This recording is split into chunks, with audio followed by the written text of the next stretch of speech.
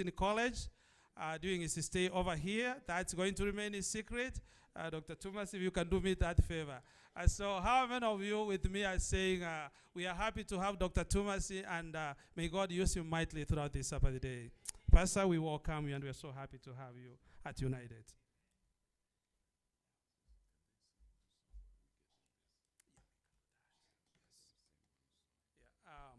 Jessica and Rose, maybe we can sing the same song we sang as we get the pastor ready real quick, please.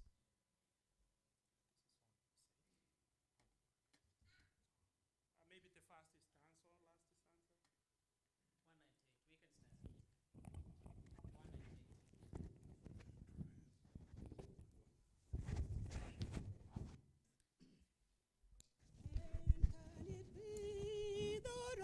Should gain. Let's go. And can it be the I should gain an interest in the Savior's blood? Died he for me who caused his pain, for me who him to death pursued. Amazing love, how can it be that thou, my God, should die for me? Amazing love, how can it be that thou, my God, should die for me? He left his Father's throne above, so free, so infinite his grace, emptied himself of all but love, and bled for Adam's helpless race. 'Tis mercy all immense and free, for oh my God, it found out me.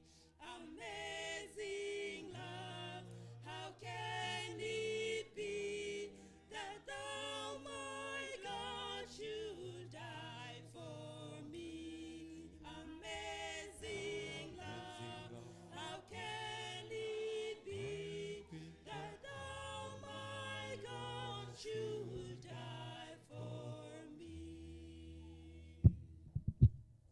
Thank you so much for, please be seated. I'm so happy that I can come. If you can put my file for me, please. I'm so happy that I can come and see what my student is doing. Tomorrow, I would like to meet the church board and tell me whether he's hardly working or working hard. We'll have to find out tomorrow. Concerning the grades, together with the wife, tomorrow I will project all the grades on the screen. It is a great joy to come again and fellowship with my brothers and sisters. Anytime I have the chance, you know, I've been to almost 40 countries, but I think I've been to Kenya more times than any other country. Why? Anytime I go there, they give me good food, they give me chapati, they give me managu, chinsaga. And so, anytime I take people to Kenya, Americans, and just 3 weeks ago we were in Kakamega, and all of them wants us to go back again. I know why they want us to go, because of the food. And so I'm so happy. This week we have been going through our family life. A church is strong or weak based on our family life. Because when there is no peace at home, there wouldn't be peace here. If the house has squabbles and challenges, when we come here, a church elder is not going to function well. mother of the church is not going to function well because there is no peace at home. Now, can you put my file for me, please? Now, we have been talking this week. If I can get my file, Pastor. Yeah, thank you. Right, I have it now. This week, we have been talking about how we can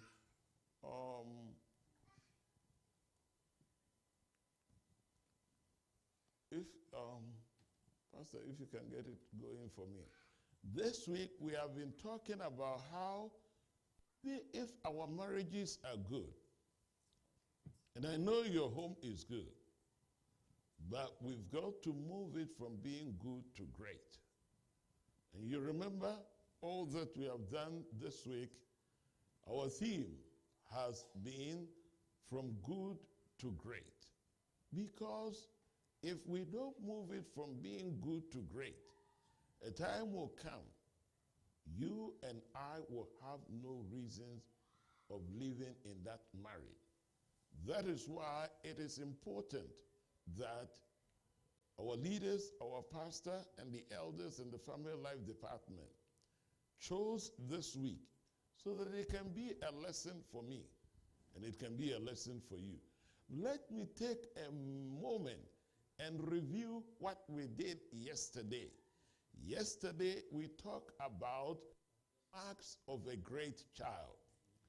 Why did I spend time on that last night? I did because a lot of us, we will miss heaven because of our children. A lot of us, life has become miserable because we brought our kids or we gave birth to children in this country, and unfortunately, to regret. Why did we regret? Some of them have become alcoholics. Some of them are in jail. Some of them have been killed because of gang activities. Some of them, while we are pastors or elders, these children are no longer in the church, and it is very sad. So yesterday, we looked at 7 P's of parenting. Number 1, we said that do not bring children into this world, into the United States, without adequate preparation. You have the key to prepare them to face all the realities in life. Number 2, plan for your children. You plan to eat, you plan to sleep, you plan to wake up, you plan to go to Kenya. You plan everything. Plan for your children. Then number 3, make sure your devotional and prayer life is an exemplary one for your children. A child of many prayers and tears can never get lost. Once they leave after 18 years, they still remember daddy's prayer, mommy's prayer. I remember even one time I was in Guyana in South America, came back, was so sick, was sleeping, my children were going to school. They knocked hard because they wanted me to pray for them before they would leave. If you can get them by this P, the 4th one, provide for them. Provide for your children. Provide for your home. And a child who is provided for will never go astray. Number 5, we talk about protection. Protect your children from gangs, from all that is ungodly. Once you protect them and give them quality education, you will reap the benefit because then the dividend will be great. Number 6, we also said that the 6th is you are going to face some challenges. Therefore, have perseverance. Do not give up.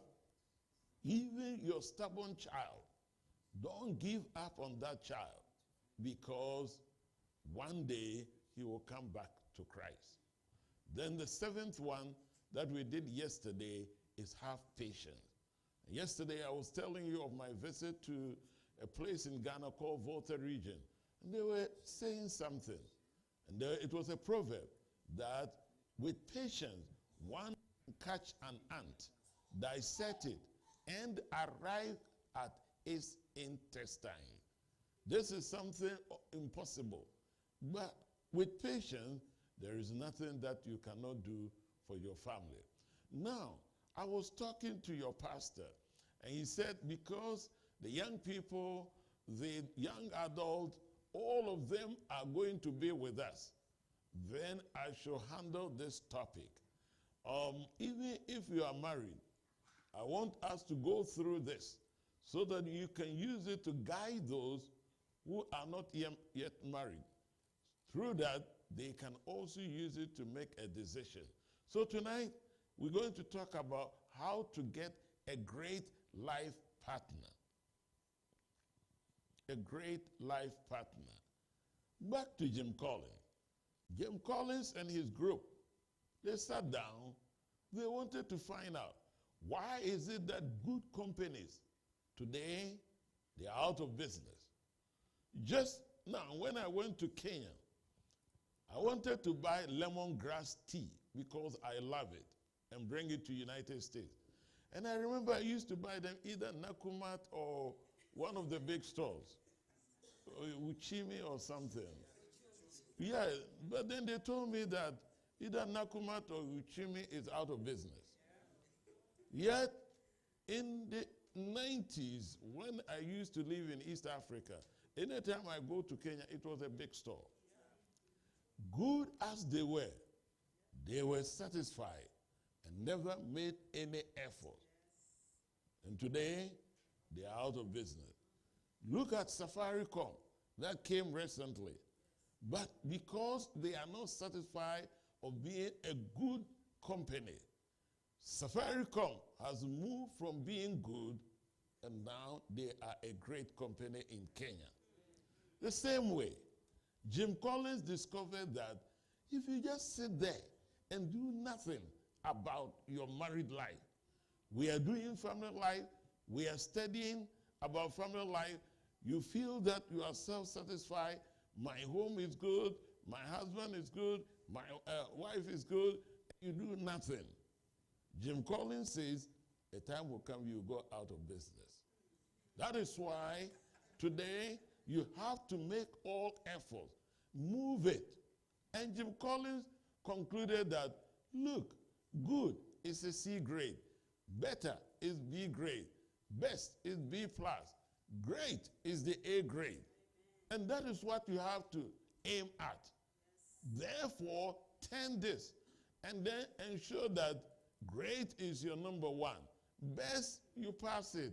Better, you pass it. Good is always at the bottom. Always at the bottom. And then he concluded that greatness is not a matter of circumstances. You do not just walk and meet a great husband or a great wife. Or you don't just sleep with your wife or your husband and give birth to great children. You have to do something to raise good children and move them from being good to great children. And he concluded that greatness, it turns out, is largely a matter of conscious effort. That is why we must not be lazy. Rockefeller, the millionaire, also said that do not be afraid to give up the good and go for great. Don't be afraid. Tell yourself this week, of all that we have gone through, even if our home is good, we want to make it great. So Jim Collins, who was in charge of the study, concluded his book and said that he had come to discover that good is the enemy of great. Yes. Good is the enemy of great. So we must never be happy with that. Well, then tonight, what we are looking at is how to get a great life partner. Even if you are married, that's fine. Use what we are going to talk about tonight to guide your daughter, guide your son, guide a young person in the church who looks to you, so that the very mistakes you and we have made, they will not do that. Because it is a terrible thing to be in a relationship that you are never happy. You know, Adventism, we, the Bible says only two things can terminate marriage: death, but the young man is not dead, and adultery. And the Bible says you can even forgive him. Because of that, make sure that you make a good choice and go for someone that both of you can grow and become great life partners. Look at these two books. Now, if you look at these two books, the first one says how to understand a man. It is easy to understand a man. But then when you look at the second book, how to understand a woman, that is even part 1. That is even part 1. By the time you reach part 20, now wow. What the point is this: one, understand your partner. Life is easy. Life is not complicated. Married life is an enjoyable one.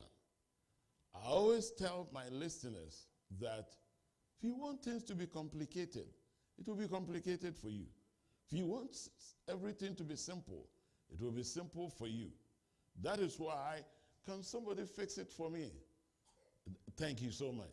That is why it is very important that a decision you are making, you take your time and pray about it. There was a wedding in New Zealand. And the wedding, the couple ordered a cake. And they made sure and told the one who is making the cake, the wedding cake, that after you have finished the cake, we want you to make a decoration on top of the cake. We want you to put on top of the cake 1 John chapter 4, verse 18. 1 John chapter 4, verse 18 says that there is no fear in love. But then when the lady who was making the cake, when he finished the cake and he was putting the test, instead of 1 John 4:18, he put John chapter 4, verse 18. And John chapter 4, verse 18 says that, for you have had 5 husbands already, and the one you are going to have now is not even your husband. Make sure that the one you have decided to marry is yours. Because if he is not yours, you are going to regret throughout your lifetime.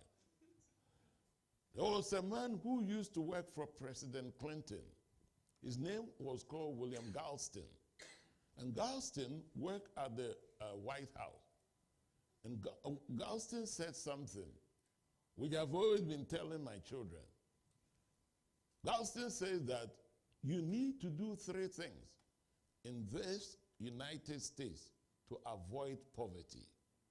Number 1, finish high school. Finish high school. Number 2, marry before having a child. Marry before having a child. And number 3, marry after age 20. Sadly, a lot of our children are getting pregnant when they have not finished high school. And that is a recipe for disaster. 2, some of them marry, or some of them have a child before even they are legitimately married. That is a disaster. And the 3rd one, they marry in their teens. Statistics have shown that according to Galston, only 8% of the families who do this are poor. Those who finish high school before getting married, those who wait till after age 20, and those who wait until everything is done, he said those ones, only 8% of those families are poor. But then his studies also concluded that 79% of those who fail to do this, they are very poor. That is why, as a young Seventh-day Adventist, make sure that you are prepared before you make a decision to marry that young man or that woman. There was a man by the name Bennett Brickner. He says success in marriage doesn't come merely through finding the right partner, but through you being the right person. We are always looking for a good husband, great husband, without, first of all, preparing ourselves to be a great husband first. We think that the other person must be good, but we don't think ourselves being a good person. So we always have to train our minds set that it is not a matter of finding a good person, a great person, but you must be a good person before you get into marriage. Remember, all marriages are happy. It is living together afterward that causes all the trouble. That's where the trouble is. And we think that big wedding is just one day. But living with that lady or that man is internal. It's everlasting. But the effort we put on one day event is too much. It's too much. It's too much. The difficulty with marriage is that we fall with personality, but we have to live with character. If that person has a default or defect character, remember that the wrong choice that you made, you are going to live with that choice throughout your life. And I've told my church members, there is no way that you are going to come. If you call me, even in the middle of the night, Pastor, my marriage is falling apart, come. I will come. And I've gone to, when I used to be a pastor in the city of New York, dangerous as it is, church members will call me 1 a.m., 2 a.m. Against my wife's wishes. I will go and then resolve the issue.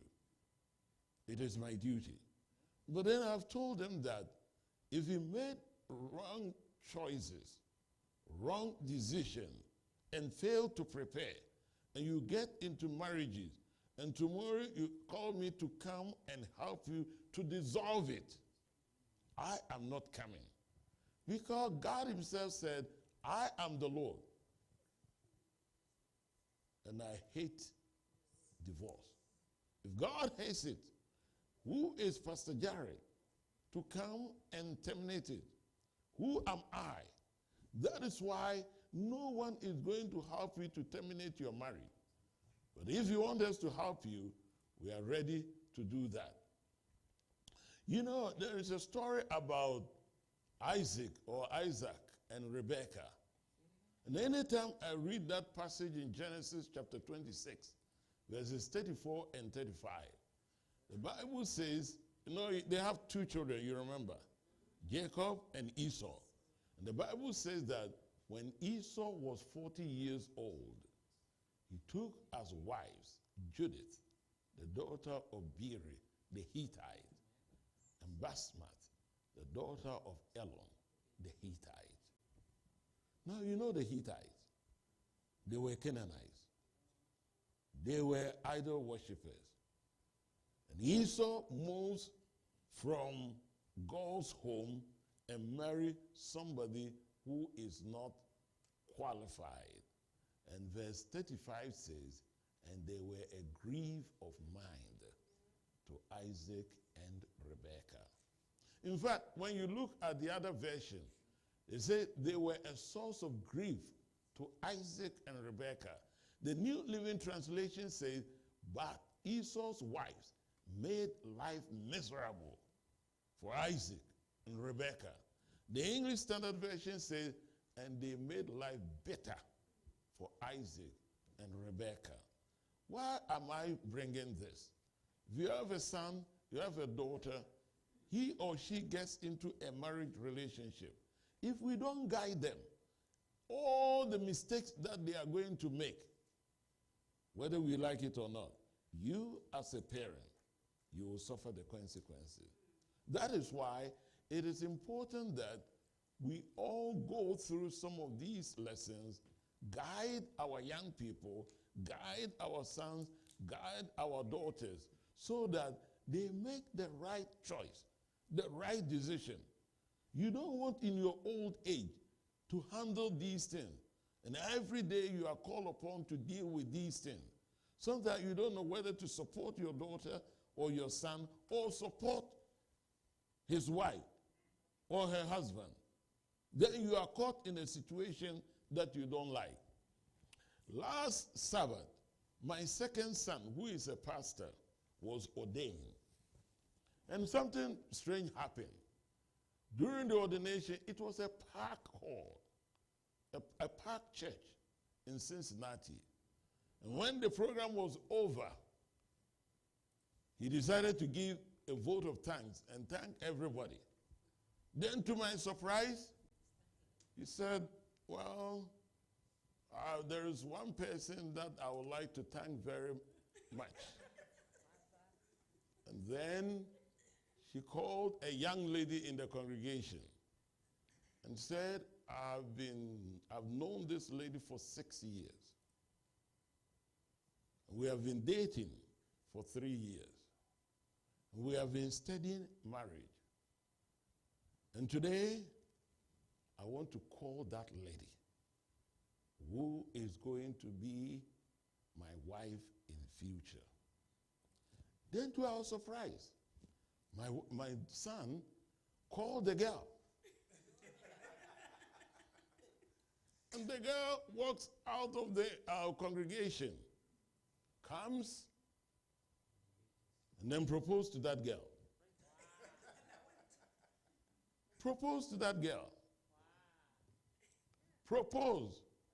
You know, African men, we will never kneel and propose.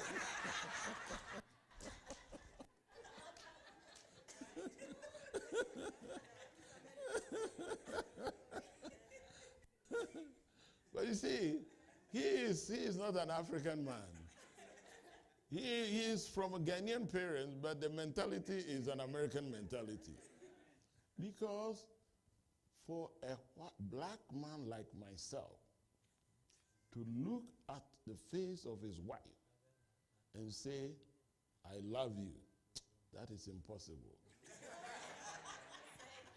Unless it is in darkness, then we can say that.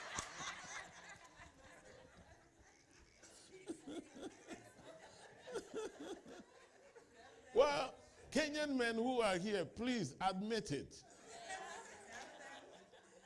When the light is on like this, we can never tell our wives we love you. But when the lights are off, we can gather the courage and say, I love you.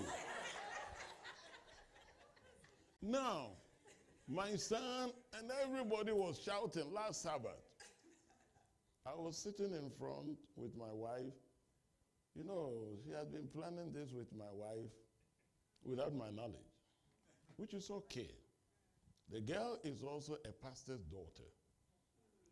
And even though I do marriage program, I have a book on marriage. My son has been listening to me. You know what my son did? Unbeknown to me, my son has paid somebody in Alabama and has been doing counseling for 6 months. Paid. I do for people for free. 6 months. Paid that marriage counselor. And that person has been counseling them for 6 months. And they finished the counseling last year.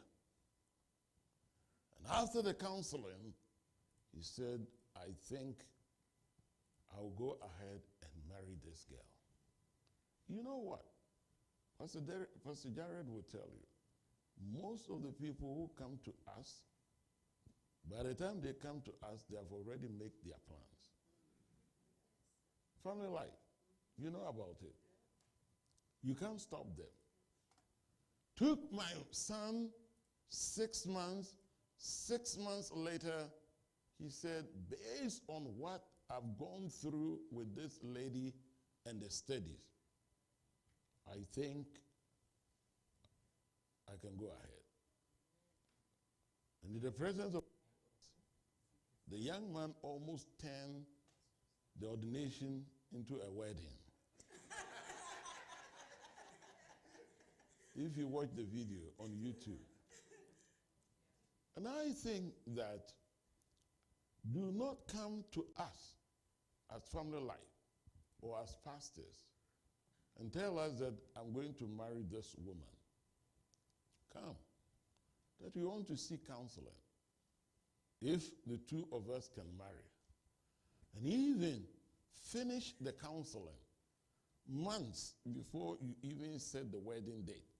Because sometimes at the end of the counseling, I've had a situation that when the counseling was over, the two felt that they are not compatible. And the plans was canceled. And I think it was the best decision.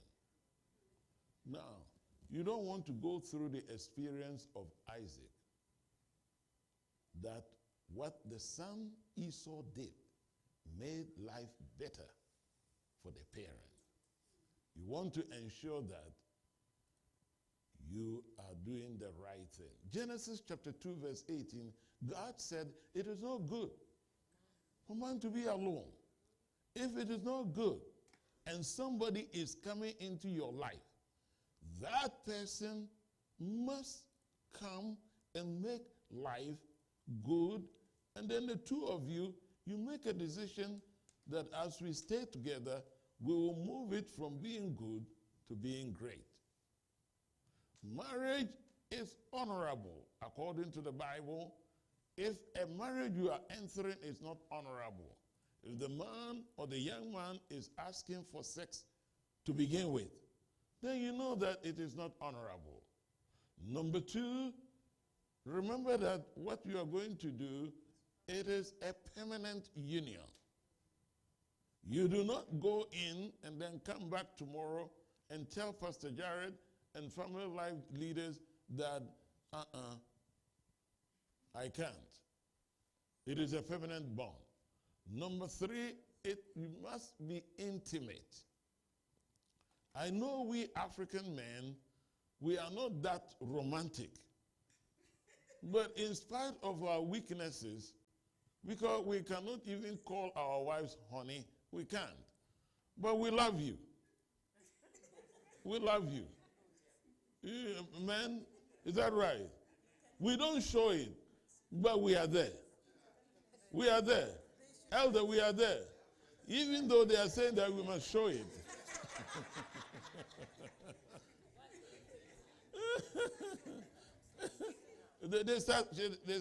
they better show it.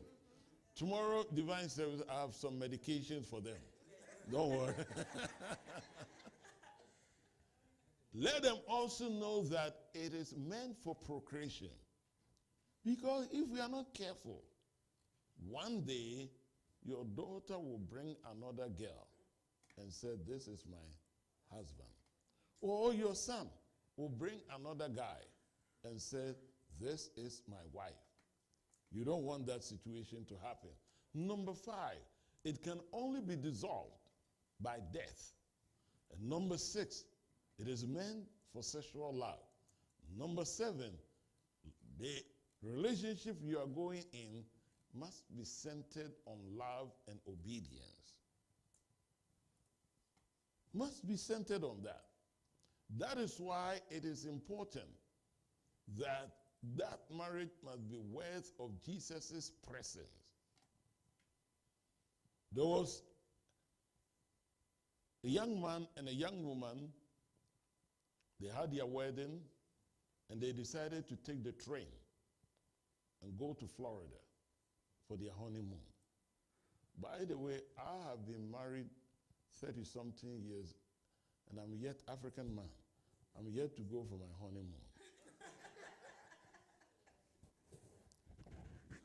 When they sat in the train, an old man, and Mzee and his wife also sat in the train as neighbors in the train. You know how these old men, they like to observe things and ask questions. So whilst the train was on the way going to Florida, the old lady asked, "Are you guys new couples?" They say, "Yes." "How long have you been married?" They say, "We married only yesterday." "So where are you going now?" They say, "We are going for our honeymoon." Wow. And only two of you are going for honeymoon? And the young boy and the young lady were shocked. And they asked the old mama and papa, "Why are you asking that only two of us are going for honeymoon?" And the old man and the old lady said, "When we married 60 years ago, 3 of us went for our honeymoon." And then the young boy and the young girl, they were shocked. Honeymoon is meant always for the two of you. Why is it that 60 years ago when you married, you were 3? And the young and the old man said, "You know what? 60 years ago, when Susan and I got married, 3 of us went for honeymoon. We went with Jesus Christ. We stayed with him during the honeymoon. We came back with him after the honeymoon. And for the last 60 years, he has been with us. Whenever we run into problems, whenever we run into challenges, we don't call a third person. We don't call an intruder. We call on him because he lives with us. He tells us our fault. He directs us. He teaches us. Every marriage that you are going to construct must have the presence of Jesus Christ. Because according to John chapter 2, verse 1 to 11, when Jesus was at the wedding, you remember? Yes. He was able to turn something that was not sweet into sweet things. And that is why we have to tell them, number 9, marriage is also spiritual. Number 10, polygamy is forbidden. Number 11, nearness of kin is forbidden. In other words, incest and those things are not allowed. You know that. Then, let them also know, based on Malachi chapter 2, verse 14, that marriage is a covenant, not a contract. Marriage is a covenant and not a contract. Because we have deviated from it, the effect of sin brought polygamy, which we Seventh-day Adventists, we do not entertain it. Last October, I went with my 3 children. I have 3, 2 boys and a girl. We went to Malawi to do missionary work. It was one of the best trips I've ever taken because I went and did a crusade in the city of Nzimba. My other son did a crusade. The other one also did a crusade, 3 crusades. And my daughter was with the medical team. And where I did my crusade, we also established a church there. And I think the chief of Nzimba was very impressed because he was coming every night to hear me. So when the meetings were ending, he came and made an announcement that the land where I did the crusade, he's donating to the new church for us to build a church building there. I was very impressed. So I said, "Who is that man?" They said, "He's the chief. And he used to be a Seventh-day Adventist. He claimed to be a Seventh-day Adventist, but has 2 wives." 2 wives, which is not acceptable among us. You know that. Polygamy is not accepted. Polyandry is not accepted.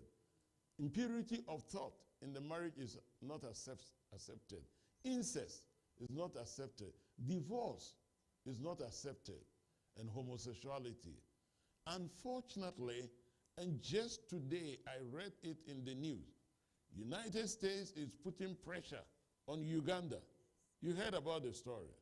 And Museveni is standing firm that it is never acceptable to be a homosexual in Uganda.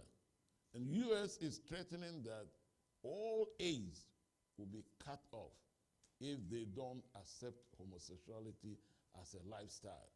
We as Seventh-day Adventists, we have to make it clear. Fornication and adultery, these are the deviation from God's ideal. A legitimate marriage must conform to civil and religious procedure. Number 2, traditional or customary right. I know Kenyans, you have traditional way of marriage. Is that right? Yes, you do have it. We have to respect the custom of our people, our culture, our tribal group. We have to respect it because the Bible doesn't do away with that. Number 3, be of age as defined by the state or the community. Number 4, you must also ensure that church is involved in your marriage. Church is not the one that is going to dictate for you. This church, if somebody is getting married, do they inform the church pastor? Pastor, do they? You suppose? Number 2, do they involve the family life? Yes, everywhere. There are those who feel that church involvement is not necessary, but it is necessary. It is necessary. Number 5, we have what we call Lickleback. Lickleback is based on Matthew chapter 2, verse 24, where Jesus said that when we go into marriage, you have to leave your mother, your father, and cleave to your wife.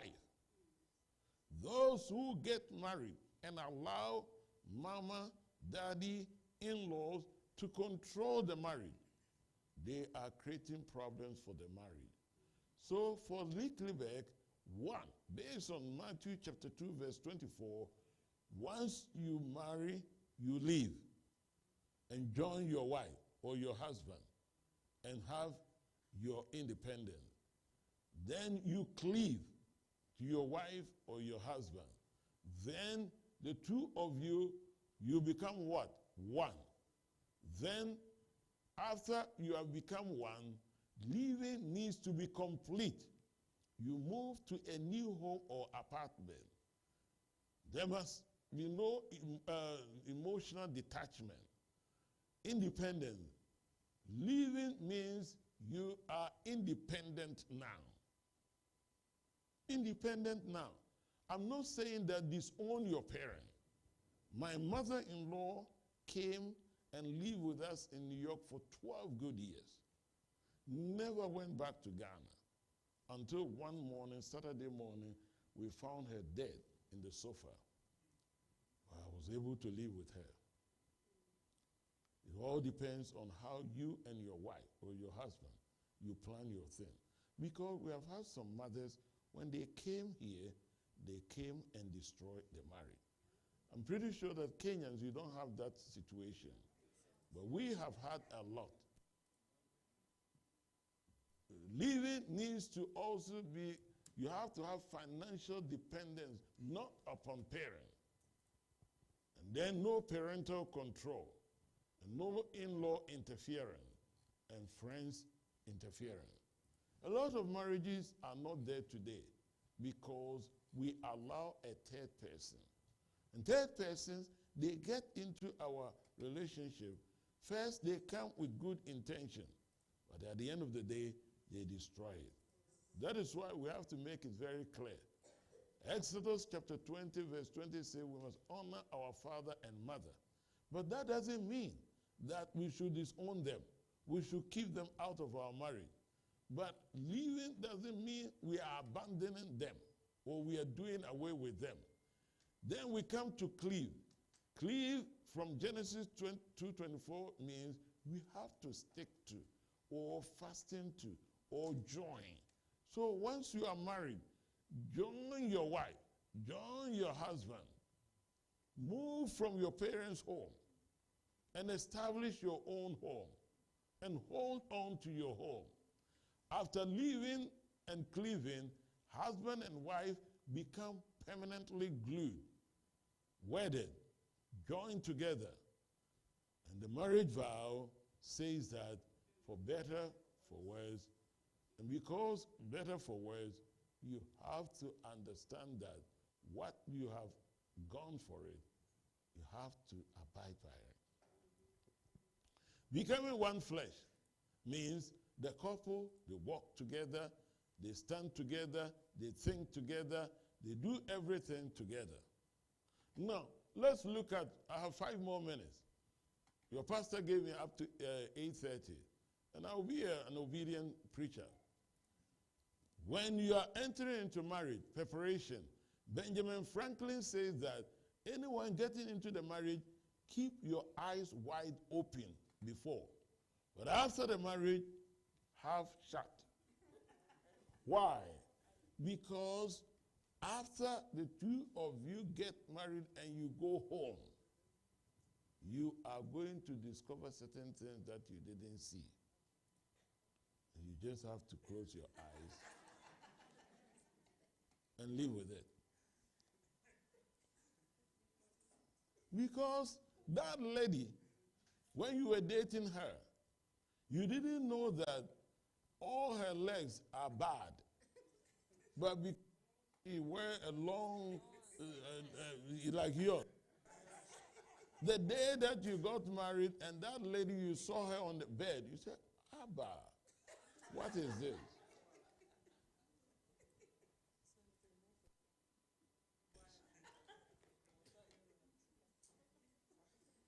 And live by it. That is Benjamin Franklin. The preparation steps, I'll go through this fast. It is said that marry in haste, but repent in leisure.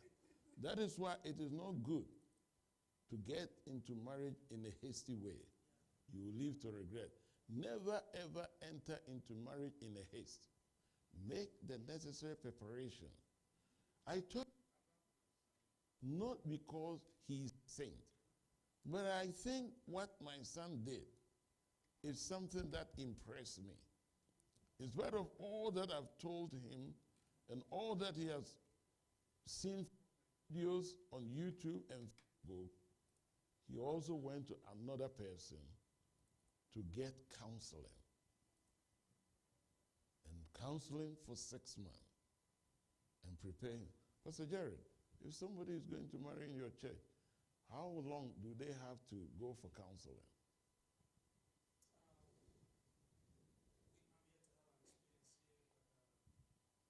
From Raleigh.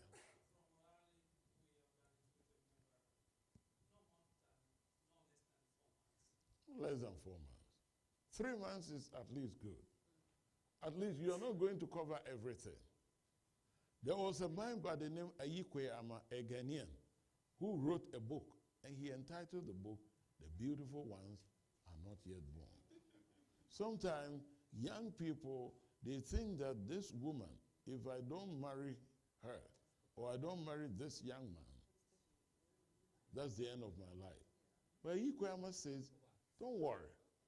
The beautiful ones, they are not yet born. Take your time and ask the Lord for direction. Wait until the appropriate time.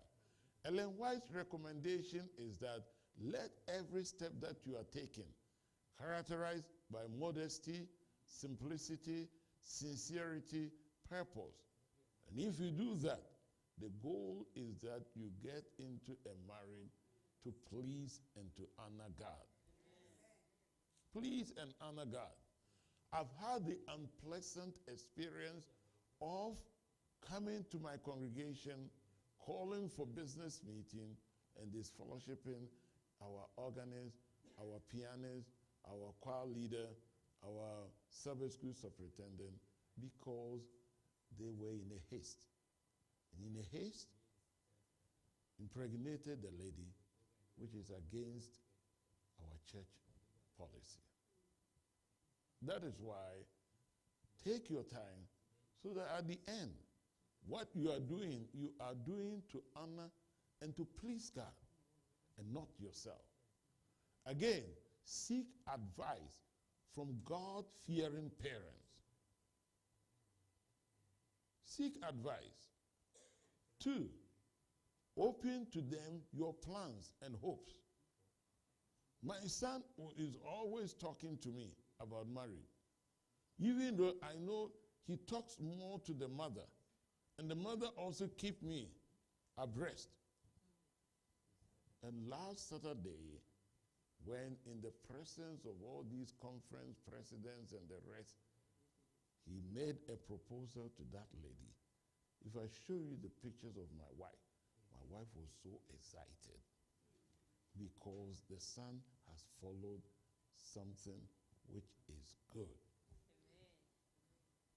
Amen. Number 3, learn their lessons. Once you talk to the home and family life, they will share their lessons. Once you talk to the mother of the church, they will share their lessons with you, their shortfall and their mistakes. Learn their experiences. Ellen White says that, take heed lest what you think to be pure gold turns out to be a base metal, because you don't want to run into problems. Now, these are some of the questions to ask. Number 1, is the person worthy? I'm not saying that, is he Kisi? Is he from Aguagua or Ekirombe or Tombe or Kebrigo? That's not the point. The point is he or she worthy that tomorrow she can be my wife? Will I still love her? Record. You know, once we fall in love, we don't want to ask these questions. Number 3, is his or her life pure? Is his or her love genuine? Is he or she a mature person? The fact that he's tall. Where is Ivan? Oh, right, Ivan. First time I saw Ivan was a baby. And today I see Ivan, and Ivan is taller than me. Doesn't mean that Ivan is ready for marriage because he's a tall man. Oh, Baraka. When I dedicated Baraka, yes, 5 years ago in Raleigh, today I saw Baraka. A person may be tall, but up are loose. Is he or she a mature Christian? Not just a 7-day Adventist, but a Christian. Friends, I plan to leave all my presentation from Sunday till tomorrow evening with your pastor. Amen. If you have a thumb drive, you can get it from him. Because of time, I'm not able to finish this presentation. But I think we have covered something this evening. Yes. Let us guide our children to make the right decision. Amen. If you have a son or a daughter who will finish school, find a wife or a husband, at the end of the day, you are going to have peace of mind. But if we neglect them and allow them, because this is United States, where everybody has their own right, at the end of the day,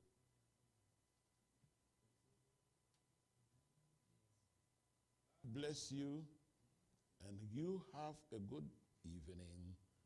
Tomorrow, we will talk, divine service, we will talk about 10 powerful marriage vitamin C's to strengthen your marriages. Then in the afternoon, we'll also finish with our week-long presentation. Pastor, thank you so much for giving me the chance this evening. And thank you all for coming. I appreciate you, and God bless you.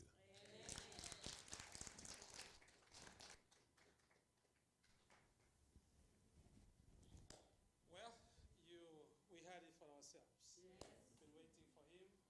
He brings and he comes to us with a word of experience. Pastor Thomas, we are so blessed to have you around. Sometimes there is that nostalgic feeling. I always feel like I should go back to college and sit under him. I remember, it was yesterday, sitting in the cafeteria for the top 10. Everybody used to scram over there. There were so many class on Saturday morning, and his class was labeled the top 10. And it was packed to capacity every Saturday morning to learn from his feet. And we are so blessed to have you at United. We thank God for your presence here and the blessing you bring to us. Tomorrow we begin our programs at 9 o'clock in the morning, like we always do. And we expect quite a number of visitors from our community to come and worship with us. Thank you so much for everything you've done. The little you've done here and there to make sure that we have a very successful weekend and indeed a very successful week. The elders and the family department have put everything in place to make sure that you have got a very good weekend. We'll be having lunch, and after lunch, we will remain here for the afternoon presentation. Dr. Thomas is going to be in town until Sunday morning. So we're going to spend time with him tomorrow afternoon. And if you have any questions, I don't know if you're going to have any time for Q&A at some point, but We'll try.